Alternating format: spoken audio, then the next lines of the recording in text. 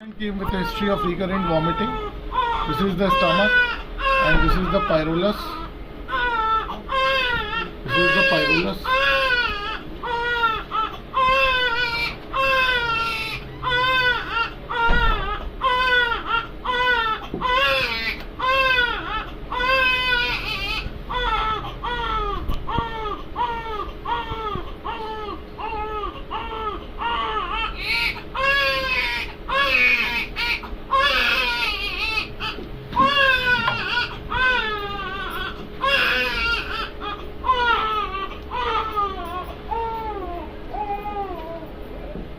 Here we can see the length of the involved segment is approximately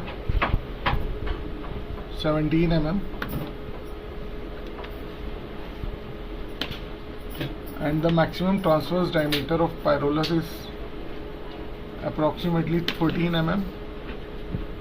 Maximum single wall thickness of pylorus is approximately 4.8 mm, which is the diagnostic criteria for congenital hypertrophic pyloric stenosis.